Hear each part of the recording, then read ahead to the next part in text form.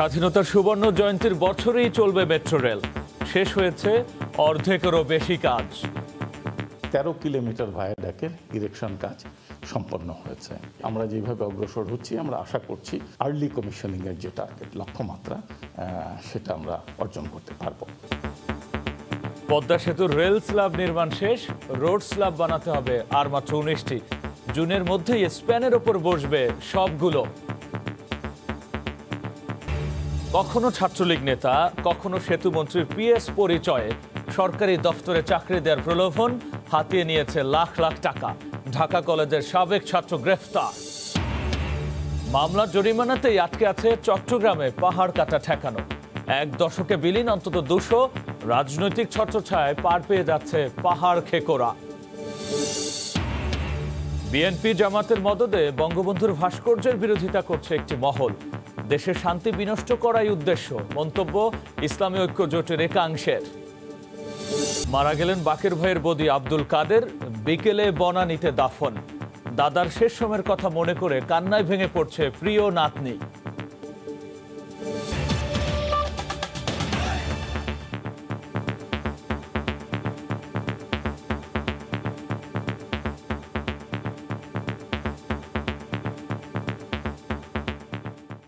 স্বাধীনতার সুবর্ণ জয়ন্তীর বছরেই চলবে মেট্রো রেল। এই লক্ষ্য নিয়ে দ্রুত গতিতে এগিয়ে চলছে নির্মাণ কাজ। এরই মধ্যে 53 ভাগেরও বেশি কাজ সার্বিকভাবে শেষ হয়েছে। কাজ নির্বিঘ্ন রাখতে প্রকল্প সংশ্লিষ্টদের দ্রুত ভ্যাকসিনের আওতায় আনা হবে বলে জানিয়েছেন ব্যবস্থাপনা পরিচালক রাশেদ লিমনের রিপোর্ট। দিনরাত এক করে চলছে মেট্রো রেলের কাজ। লক্ষ্য ছুঁতে হবে, তাই দম ফেলারও ফুরসত নেই। উত্তরা থেকে মিরপুর হয়ে আগারগাঁও ফার্মগেট মতিঝিল এলাকায় দৃশ্যমান প্রকল্পের অগ্রগতি। এরই মধ্যে প্রথম 3টি স্টেশনে বসেছে রেলের স্লিপার। ভায়াডাক্ট, ফার্মগেট ও কারওয়ান বাজার হয়ে ঢাকা বিশ্ববিদ্যালয় পর্যন্ত পৌঁছেছে। প্রকল্পের সার্বিক অগ্রগতি 53.58%। দিয়াবাড়ি এলাকায় আসলে চোখের সামনে ধরা পড়বে মেট্রো রেলের এমন মহাযজ্ঞ। একদিকে চলছে স্টেশন নির্মাণের কাজ, চলছে রেলের স্লিপার বসানোর কাজ, আবার ঠিক তার পাশেই নিচে একদম হরদম এগিয়ে যাচ্ছে গার্ডার এবং স্ল্যাব নির্মাণের কাজ। উত্তরা থেকে আগারগাঁও অংশের কাজ শেষ হয়েছে 78%, আর আগারগাঁও থেকে বাংলাদেশ ব্যাংক পর্যন্ত 48%, আর তৃতীয় পর্যায়ের কাজ শেষ হয়েছে 42%। 20.10 কিলোমিটার ভায়াডাক হলো আমাদের পরিপূর্ণ ভায়াডাক। তার ভিতরে আমরা ইতিমধ্যে 13 কিলোমিটার ভায়াডাকের ইরেকশন কাজ সম্পন্ন হয়েছে। প্যাকেজ 1-এর আওতায় প্রকল্প এলাকায় ভূমি উন্নয়নের কাজ 100% শেষ। প্যাকেজ 2-এর কাজ 75 ভাগের বেশি। 3 ও 4-এর কাজ শেষ হয়েছে 75 ভাগ। পঞ্চম প্যাকেজে 52%। ষষ্ঠ, সপ্তম ও অষ্টম প্যাকেজের কাজ যথাক্রমে শেষ হয়েছে 53, 52 ও 33%। প্রতি মাসে ভায়াডাক্টের অগ্রগতি 1 কিলোমিটার। কর্তৃপক্ষ বলছে এই গতিতে কাজ চললে লক্ষ্য অর্জন সম্ভব। আমরা যেভাবে অগ্রসর হচ্ছি, আমরা আশা করছি যে আমরা আমাদের যেটা আর্লি কমিশনিং এর যে টার্গেট লক্ষ্যমাত্রা, সেটা আমরা অর্জন করতে পারবো। আমাদের স্বাধীনতা সুবর্ণ জয়ন্তীর যে বৎসর, সেই বৎসরটাকে লক্ষ্যমাত্রা নিয়ে আমরা এটা কাজ করছি। সে লক্ষ্যে এপ্রিলে পরীক্ষামূলক ট্রেন চলাচলের পরিকল্পনা করেছে মেট্রো রেল কর্তৃপক্ষ। রাশেদ লিমন, সময় সংবাদ, ঢাকা। মেট্রো রেল নির্মাণ কাজের অগ্রগতির খবর জানাতে এই মুহূর্তে রাজধানী মিরপুরে আছেন রিপোর্টার শাহরিয়ার জামান দীপ। আমরা সরাসরি চলে যাচ্ছি তার কাছে। দীপ, রাব্বি, মেট্রো রেলের কাজ কিন্তু খুব দ্রুত এগিয়ে চলছে এবং এই মুহূর্তে আমি মিরপুরে যে অংশটিতে রয়েছে, এখানে প্রায় 70%-এরও বেশি কাজ কিন্তু ইতিমধ্যে হয়ে গিয়েছে। এবং একটি বিষয় জানিয়ে রাখতে চাই যে এখানকার যারা মেট্রো রেলের প্রকল্পের সাথে জড়িত আছে, তারা যেটি আমাদেরকে জানিয়েছে যে মেট্রো রেলের প্রকল্পের যে কাজগুলো রয়েছে, সেই কাজগুলো কিন্তু তারা দিন রাত 24 ঘন্টা করছে, বিভিন্ন শিফটে ভাগ হয়ে, অর্থাৎ কখনোই কিন্তু কাজের কোনো বিরতি এখানে থাকছে না। এই মুহূর্তে যে জায়গাটিতে আপনারা দেখছেন, মিরপুর থেকে আগারগাঁও পর্যন্ত যে অংশটি রয়েছে, সেই অংশটিতে কিন্তু এখন রেলের যে স্লিপারগুলো রয়েছে, সেই স্লিপারগুলো তৈরির কাজ চলছে। আপনারা ইতিমধ্যেই জেনেছেন যে উত্তরায় 3টি স্টেশন বসানো হবে এবং এপ্রিল থেকে সেখানে ডেমু মেট্রো রেল চালু করা হবে। এই এপ্রিলের মধ্যভাগে কিংবা শেষের দিকে কিন্তু এই মিরপুর অঞ্চলেও কিন্তু একইভাবে এই ডেমু ট্রেন মেট্রো রেলগুলো চালু করা হবে। সেই লক্ষ্যে কিন্তু স্লিপারগুলি হয়তোবা এই মাসের শেষের দিকে বা সামনের মাসের প্রথম দিকে কিন্তু বসানো হবে বলে এখানকার যারা কর্মকর্তা রয়েছেন তারা আমাদেরকে জানিয়েছেন। ইতিমধ্যে যে স্লিপারগুলোর কাজ কিন্তু শেষ হয়ে হয়ে গিয়েছে এবং স্লিপার বসানো হলে তারপরে কিন্তু এখানে স্টেশনগুলি বসানো হবে এবং স্টেশনগুলি বসানোর পরপরই উত্তরার যে তারা ডেমো মেট্রো রেল চালু করা হবে তার পরপরই কিন্তু এই মিরপুরে চালু করা হবে। এবং একটি বিষয় জানিয়ে রাখতে চাই যে মিরপুর থেকে আগারগাঁও পর্যন্ত যে অংশটি রয়েছে সেই অংশটি কিন্তু এখন পর্যন্ত 70%-এরও বেশি কাজ সম্পন্ন হয়েছে এবং এখানে আসার পর আমরা যেটি দেখতে পেয়েছি যে মেট্রো রেলের বিভিন্ন অংশের এখন ছোটোখাটো যে নির্মাণ কাজগুলো রয়েছে সেগুলি চলছে এবং একটি অংশে যে স্লিপারগুলো রয়েছে সেই স্লিপারগুলোর কার্যক্রম কিন্তু চলছে এবং এই স্লিপারগুলো খুব দ্রুতই এই অংশটিতে লাগানো হবে এবং স্লিপারগুলো লাগানোর পরপরই ডেমো মেট্রো রেল যেটি এপ্রিল থেকে শুরু করার কথা রয়েছে সেটি কিন্তু চালু করা হবে এবং যেটি আমাদেরকে আরও জানিয়েছেন কর্মকর্তারা যে উত্তরা থেকে যে ডেমো ট্রেনটি চালু করা হবে সেটি তারা চিন্তাভাবনা করছেন যে এপ্রিলের শেষের দিকে অথবা মের প্রথম দিকে তারা এই উত্তরা থেকে সরাসরি মিরপুর পর্যন্ত এই ডেমো মেট্রো রেলটি আনা যায় কিনা সে বিষয়ে কিন্তু তারা একটি পরিকল্পনা করছেন এবং কর্মকর্তারা যেটি আমাদেরকে বারবার বলছেন যে যেহেতু 24 ঘন্টা টানা কাজ করা হচ্ছে বিভিন্ন শিফটে কোনো ধরনের এখানে 24 ঘন্টা পুরোপুরি কাজ করার কারণে কিন্তু কাজের যে অগ্রগতি সেটি কিন্তু প্রত্যাশার চেয়ে বেশি হয়েছে এবং তারা যেটি বলছে তারা যে নির্দিষ্ট সময়সীমা রয়েছে সেই সময়সীমার মধ্যেই তারা মেট্রো রেলটি চালু করতে পারবে। তারা এই ছিল আসলে আমার কাছে এখান থেকে সব শেষ। মেট্রো রেল কাজের অগ্রগতির খবর নিয়ে রাজধানীর মিরপুর থেকে যুক্ত হয়েছিলেন সহকর্মী শাহরিয়ার জামান দীপ।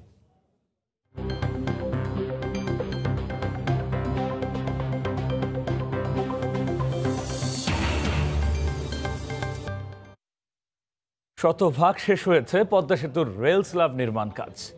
রোড স্ল্যাব বাকি আছে আর মাত্র 19টি। এর মধ্যেই সেতুতে রোড স্ল্যাব বসানোর কাজ শেষ হয়েছে 47 ভাগ আর রেল স্ল্যাব বসানো শেষ 67 ভাগ। স্প্যানের ওপর শতভাগ স্ল্যাব বসানোর কাজ শেষ করতে সময় লাগবে আরও 6 মাসের বেশি। সাইফুল ইসলামের ছবিতে রিপোর্ট এহসান জুয়েলের। সেতুর 41টি স্প্যানের উপরের অংশে রোড স্ল্যাব আর নিচের অংশে বসাতে হবে রেল স্ল্যাব। এর মধ্যেই সবগুলো স্প্যান বসানোর পাশাপাশি সেখানে স্ল্যাব বসানোর কাজও এগিয়েছে বেশ। জাজিরা প্রান্তে প্রায় 2 কিলোমিটার দৈর্ঘ্য জুড়ে বসে গেছে রোড ও রেল স্ল্যাব। মাওয়ার কুমারভোগ ইয়ার্ডে স্ল্যাবগুলো নির্মাণ কাজ চলছে। এই ইয়ার্ডে বানানো হচ্ছে সেতুর 2791টি রোড স্ল্যাব আর 2959টি রেলওয়ে স্ল্যাব। এর মধ্যেই শতভাগ রেল স্ল্যাব নির্মাণ কাজ শেষ। রোড স্ল্যাব বানানোর কাজও প্রায় শেষের দিকে, বাকি আছে মাত্র 19টি। নির্মাণ কাজ শেষে ভাসমান বার্জের সাহায্যে নদীতে নিয়ে যাওয়া হচ্ছে এইসব স্ল্যাব। পিলারের উপর বসে যাওয়া স্প্যানগুলোতে ক্রেনের সাহায্যে যুক্ত করা হচ্ছে রোড ও রেল স্ল্যাবগুলো। এখন পর্যন্ত রোড স্ল্যাব বসানো হয়েছে 1361টি আর রেল স্ল্যাব যোগ হয়েছে 1974টি। রেলওয়ে ডেকের কাজটা কম্পারেটিভলি সহজ, যা আমাদের অলরেডি 60% হয়ে গেছে। এক একটা স্প্যান করতে সময় লাগে অনেক, 1 মাসের বেশি লেগে যায় একটা স্প্যান একটা গ্রুপে করতে। এটা আমাদের এই কাজটাই টাইম কনজিউমিং।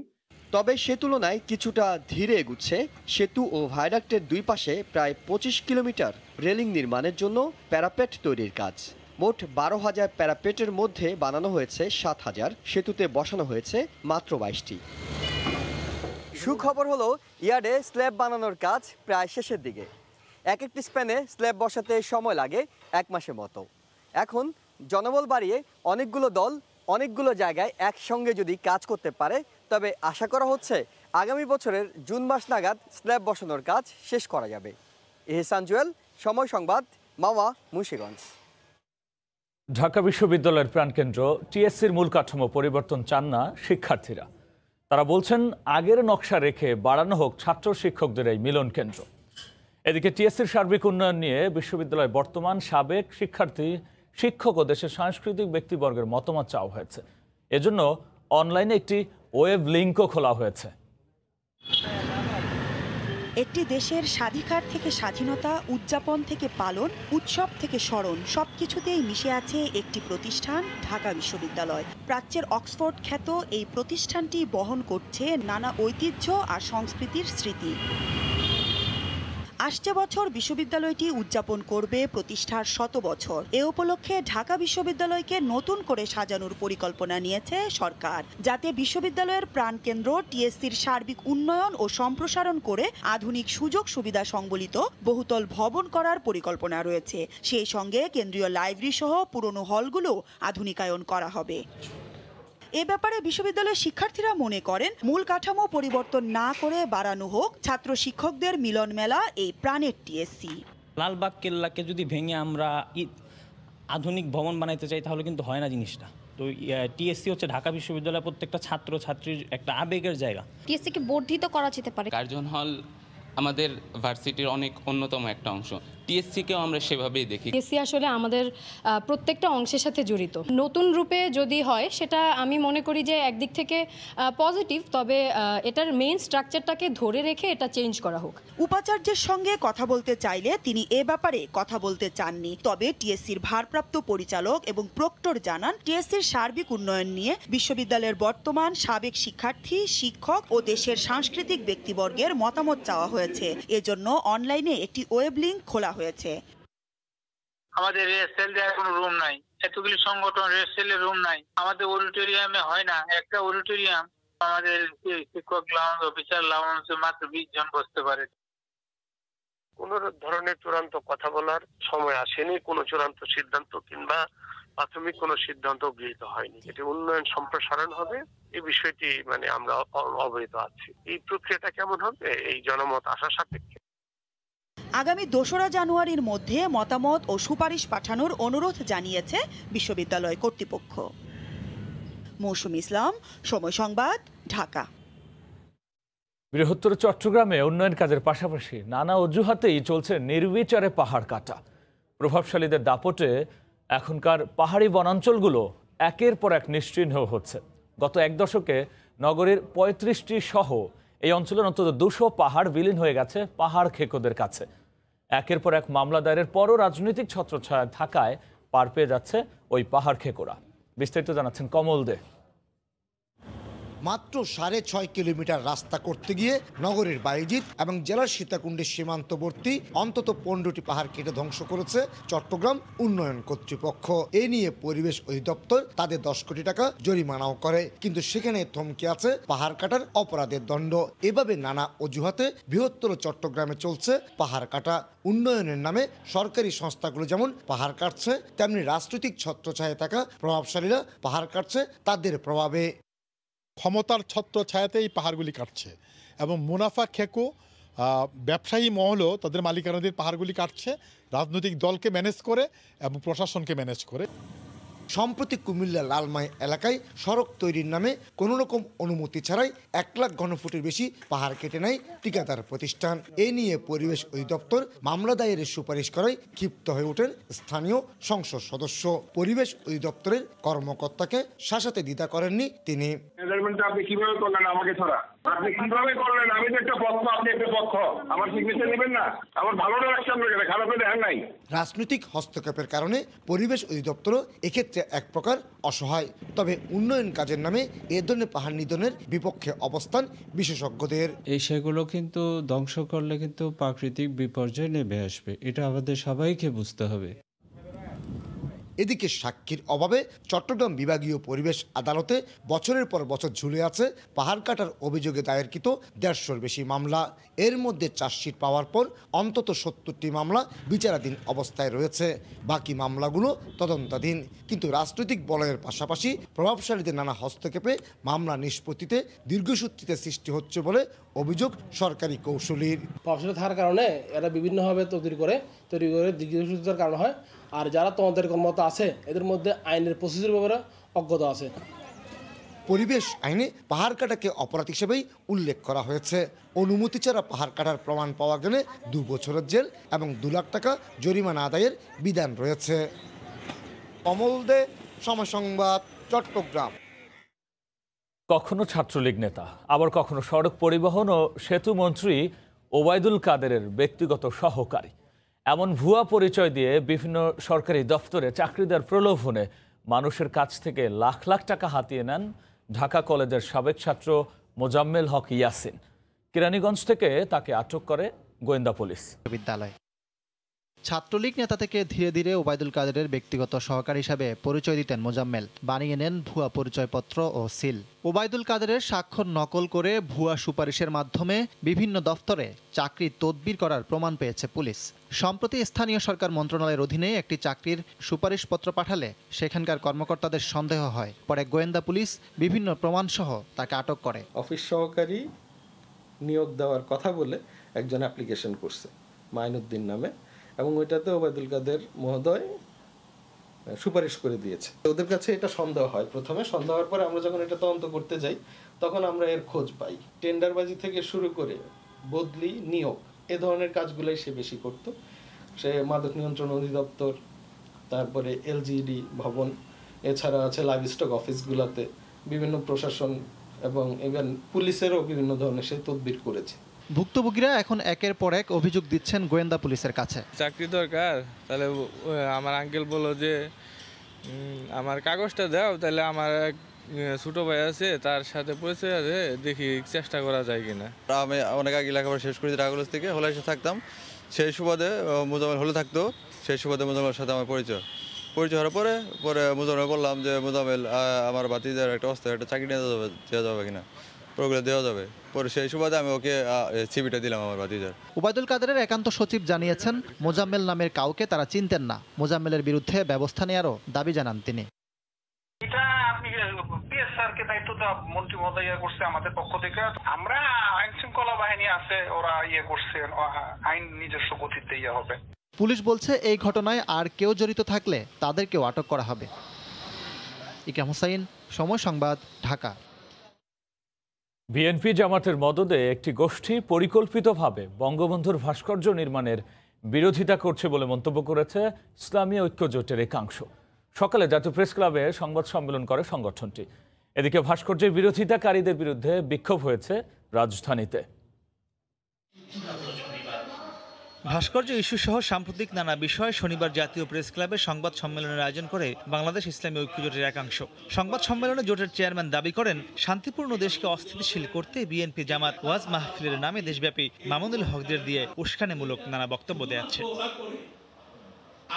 লিখিত বক্তব্যে তিনি দাবি করেন, বঙ্গবন্ধুর ভাস্কর্য নিয়ে ইসলামের দোহাই দিয়ে নানা অভিযোগ তুললেও জিয়াউর রহমান ও বেগম জিয়ার শাসন আমলে যেসব ভাস্কর্য নির্মাণ হয়েছে তা নিয়ে বিশেষ ওই মহলটি কোনো কথাই বলছে না। যারা বঙ্গবন্ধুর ভাস্কর্য ভেঙে বুড়িগঙ্গা নদীতে ফেলে দেওয়ার ঘোষণা দিলেন, তারা তো কখনো অন্যান্য ভাস্কর্যের ব্যাপারে টু শব্দ করেন নাই। এতে স্পষ্ট প্রতীয়মান হয় দেশের শান্তি স্থিতিশীলতা বিনষ্ট করে সমগ্র দেশে ফিতনা ছড়িয়ে দিয়ে ঘোলাপানিতে মাছ শিকার তাদের উদ্দেশ্য। এ সময় কওমি মাদ্রাসা, জাতীয় সঙ্গীত ও মুক্তিযুদ্ধের ইতিহাস যুক্ত করা নিয়ে সুনির্দিষ্ট সিদ্ধান্ত এবং আহমদ শফি হত্যা মামলার দ্রুত রিপোর্ট দেয়া সহ 6 দফা দাবিতে 2রা এপ্রিল ঢাকায় মহাসমাবেশের ডাক দেয় ইসলামী ঐক্যজোটের এই অংশটি। ঢাকার বায়তুল মোকাররম উত্তর গেইটে মহাসমাবেশ করে ফিতনাবাজ ও দুর্নীতিবাজদের তালিকা প্রকাশ করা হবে। 5 মে শাপলা চত্বরের সমাবেশ থেকে পালিয়ে যাওয়া মিথ্যাচারীদের জীবন বৃত্তান্ত সহ সার্বিক কাহিনী শ্বেতপত্র প্রকাশ করা হবে। এদিকে প্রেস ক্লাবের সামনে আয়োজিত মানববন্ধনে ভাস্কর্য বিরোধীদের হুঁশিয়ারি উচ্চারণ করে আওয়ামী সাংস্কৃতিক জোট। আমাদের ভাস্কর্য নিয়ে যারা কথা বলেন তাদেরকে বলতে চায়, আপনারা ঘরে বসে আছেন কেন? ঘরের থেকে কথা বলছেন কেন? সম্মুখ যুদ্ধে আসুন, আমরা আপনাদের সামনে বাহাস করতে চাই। একই দাবিতে প্রেস ক্লাবে মানববন্ধন থেকে সাম্প্রদায়িক রাজনীতি নিষিদ্ধের দাবি জানিয়েছে মুক্তিযোদ্ধা সংহতি পরিষদ। মাহমুদ রাকিব, সময় সংবাদ, ঢাকা। সংগঠনের প্রতিষ্ঠাতা আমির আল্লামা শফির মৃত্যুকে কেন্দ্র করে পাল্টাপাল্টি অবস্থান হেফাজতে ইসলামের 2 অংশের। এবার আল্লামা শফিকে হত্যার অভিযোগ এনে পরিবারের পক্ষ থেকে করা মামলা তুলে নিতে হেফাজতের নেতারা হুমকি দিচ্ছে বলে অভিযোগ করেছেন বাদী মাওলানা মাইনুদ্দিন। এমনকি এ সংক্রান্ত সংবাদ সম্মেলনে আসতে শফির ছেলেকে হাটহাজারিতে বাধা দেওয়া হয়েছে বলেও অভিযোগ উঠেছে। গত 3 দিনে পাল্টাপাল্টি সংবাদ সম্মেলন করে একে অপরের বিরুদ্ধে বিষোদ্গার করছেন হেফাজতে ইসলামের দুঅংশের নেতারা। বিশেষ করে আল্লামা শফিকে পরিকল্পিতভাবে হত্যার অভিযোগে শ্যালক মঈনুদ্দিনের মামলা দায়েরের 4 দিনের মধ্যে সংবাদ সম্মেলন করে অভিযোগ অস্বীকার করে হেফাজতের বর্তমান আমির জোনায়েত বাবুনগরী। এমনকি তারা মামলা প্রত্যাহারের দাবি জানিয়েছিল। কিন্তু 3 দিনের মাথায় চট্টগ্রাম প্রেস ক্লাবে সংবাদ সম্মেলন করে পরিবারের সদস্য এবং হেফাজতের অপর অংশের নেতারা অভিযোগ করেছেন মামলা প্রত্যাহারের জন্য নানাভাবে হুমকি দেয়া হচ্ছে। আল্লামা শফির বড় ছেলে ইউসুফ মাদানীকে সংবাদ সম্মেলনে আসতেও বাধা দেওয়া হয়েছে। বাবুনগরের বছর 2টা জানাজা হবে, তদন্ত করে যদি দোষী সাব্যস্ত হয় তাহলে তাদেরকে শাস্তি দেওয়া হয়। সে যে হোক, সে আমার ভাই হোক, সে আমার বাবা হোক।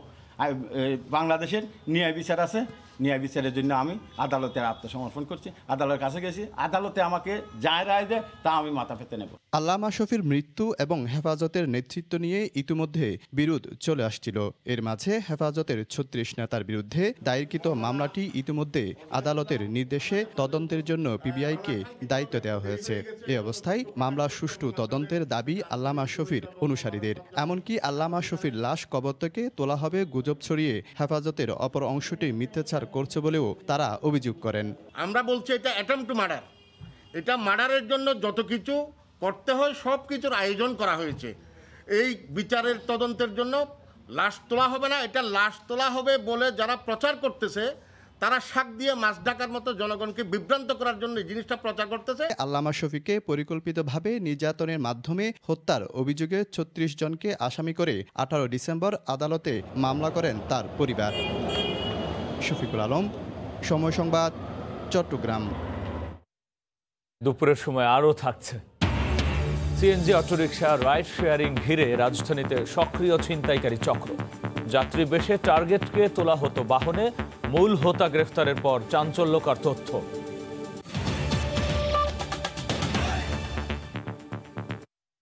মারা গেলেন বাকের ভাইয়ের বদি অভিনেতা আব্দুল কাদের। সকালে রাজধানীর একটি বেসরকারি হাসপাতালে চিকিৎসাধীন অবস্থায় শেষ নিঃশ্বাস ত্যাগ করেন তিনি। তার মৃত্যুতে শোক জানিয়েছেন প্রধানমন্ত্রী শেখ হাসিনা। শিল্পকলা একাডেমিতে শ্রদ্ধা নিবেদন শেষে বিকেলে বনানী কবরস্থানে গুণী এই অভিনেতাকে দাফনের কথা রয়েছে। যারা ছোট পর্দার নিয়মিত দর্শক, তাদের কয়েক দশক জুড়ে এই মুখটি কখনো দিয়েছে নির্মল আনন্দ, কখনো ভাতবাড়ি পরম মমতায় বেঁধেছেন স্বজনদের। সেই ভালোবাসাই শেষ ফেরায় অঝরে কাঁদাচ্ছে স্বজনদের।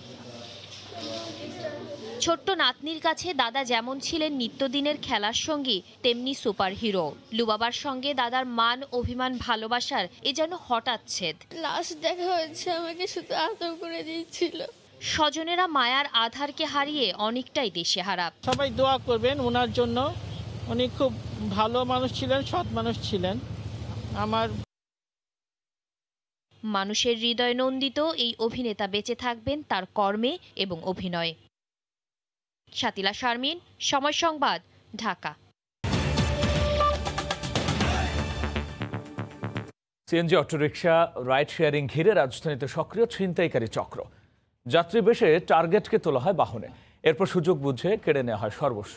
মূল হোতা গ্রেফতারের পর বেরিয়ে আসে চাঞ্চল্যকর তথ্য। তদন্তে 3টি ছিনতাইকারী চক্রের সন্ধানও পেয়েছে ডিবি। শাহরিয়ার জামান দ্বীপের রিপোর্ট। রাজধানীর বিভিন্ন এলাকায় কম দূরত্বে চলছে সিএনজি অটোরিকশা রাইড শেয়ারিং, আর এই শেয়ারিংকে ঘিরে গড়ে উঠেছে একটি ছিনতাই চক্র। চক্রটি আগে থেকেই যাত্রী বেশে সিএনজি অটোরিকশায় কয়েকজন সদস্যকে বসিয়ে রাখে। এরপর কোনো যাত্রী উঠে বসার পর ছেড়ে দেওয়া হয় যানবাহনটি। কিছু দূর যাওয়ার পর চক্রের সদস্যরা যাত্রীর কাছে থাকা মোবাইল, টাকা পয়সা এবং মূল্যবান জিনিসপত্র ছিনিয়ে নেয়। এরপর তারই মোবাইল ফোন দিয়ে পরিবারের সদস্যদের কাছে চাওয়া হয় মুক্তিপণ। না পেলে মারধর করে ফেলে দেওয়া হয় রাজধানীর বাইরে কোনো নির্জন স্থানে। সুযোগ বুঝে দিন রাতের যে কোনো সময়ই চক্রটি তৎপর থাকে। সম্প্রতি ঢাকা মহানগর গোয়েন্দা পুলিশের ওয়ারি বিভাগের হাতে রাইড শেয়ারিং ছিনতাই চক্রের মূল সদস্য তাজুল ইসলাম তাজু গ্রেফতারের পর বেরিয়ে আসে এসব তথ্য। ডিবি জানায় গত কয়েক বছর ধরে তাজু রাজধানীতে এই কার্যক্রম চালিয়ে আসছে। এমনকি বিভিন্ন নির্জন জায়গায় বেড়াতে যাওয়া মানুষের কাছ থেকেও সর্বস্ব কেড়ে নিত চক্রটি। রাজধানীর মতিঝিল, ড্যামরা, যাত্রাবাড়ি এবং গ্যান্ডারিয়া থানা এলাকায় তারা ছিনতাই করে। শুধু সিএনজি না, মাঝে মাঝে তারা বসুন্ধরা রিভারভিউ প্রকল্প ওখানে যদি কোনো ব্যক্তি যায় নির্জন স্থানে, তাকে ধরেও তারা সরাসরি ছিনতাইয়ের সাথে জড়িত। এখন এখন পর্যন্ত রাইড শেয়ারিং ছিনতাই চক্রের 3টি গ্রুপের তথ্য পেয়েছে ডিবি। তাজু প্রায় বছরখানেক অধিক করছে, তার বিরুদ্ধে পূর্বে একটি মার্ডার মামলা রয়েছে, সে ব্যাপারে সে দীর্ঘদিন কারা অন্তরীণ ছিল। আমরা 2-3টা চক্রের সন্ধান পেয়েছি, তো এটা তদন্তাধীন। এই চক্রের অন্যান্য সদস্যদের ধরতে অভিযান চলছে বলেও জানায় আইন শৃঙ্খলা বাহিনীর এই কর্মকর্তা। শাহরিয়ার জামান দ্বীপ। সে জট খুলল ব্যবসায়ীর স্বর্ণ ছিনতাই ঘটনার। বড় ভাইয়ের সঙ্গে বিরোধের জেরে ছিনতাইয়ের নাটক সাজায় তারই মেজ ভাই জিতেন ধর। 16টি বার উদ্ধারের পর বেরিয়ে আসে তথ্য। দুপুরে সংবাদ সম্মেলনে তথ্য জানায় পুলিশ। গত 20 ডিসেম্বর স্বর্ণ ব্যবসায়ী দ্বিজেন ধর তার ভাই জিতেন ধরকে সঙ্গে নিয়ে ফেনীর এক ব্যবসায়ীর কাছ থেকে 17টি স্বর্ণের বার কিনে রাজশাহী ফিরছিলেন। পথে নগরীর ভদ্রা এলাকায় 2টি সাইকেলে 4 জন দুর্বৃত্ত প্রশাসনের পরিচয় দিয়ে বারগুলো ছিনিয়ে নেয়। সিসিটিভি ফুটেজ দেখে জিতেনকে গ্রেফতার করলে জিজ্ঞাসাবাদে সে স্বীকার করে স্বর্ণের বার হাতিয়ে নিতেই ছিনতাইয়ের ঘটনা সাজিয়েছে সে। ঋণের টাকা এবং জমি নিয়ে বিরোধের জেরেই এই ঘটনা ঘটায়। ছিনতাই হওয়া 16টি স্বর্ণের বার তার বাড়ি থেকে উদ্ধার করলেও একটি বিক্রি করে দেয় বলে জানায় পুলিশ। এ পর্যায়ে শীর্ষ সংবাদ জানিয়ে দিচ্ছি আরও একবার। স্বাধীনতার সুবর্ণ জয়ন্তীর বছরেই চলবে মেট্রো রেল। শেষ হয়েছে অর্ধেকেরও বেশি, শতভাগ শেষ হয়েছে পদ্মা সেতুর রেল স্ল্যাব নির্মাণ কাজ। রোড স্ল্যাব বাকি মাত্র 19টি। কখনো ছাত্রলীগ নেতা, কখনো ওবায়দুল কাদেরের পিএস পরিচয়ে সরকারি বিভিন্ন দফতরে চাকরি দেওয়ার প্রলোভন। হাতিয়ে নিয়েছে লাখ লাখ টাকা। ঢাকা কলেজের সাবেক ছাত্র গ্রেফতার। এবং বিএনপি জামাতের মদদে বঙ্গবন্ধুর ভাস্কর্যের বিরোধিতা করছে একটি মহল। দেশের শান্তি বিনষ্ট করার উদ্দেশ্য, মন্তব্য ইসলামী ঐক্য জোটের একাংশের। এই ছিল দুপুরের সময়। সঙ্গে থাকুন সময়।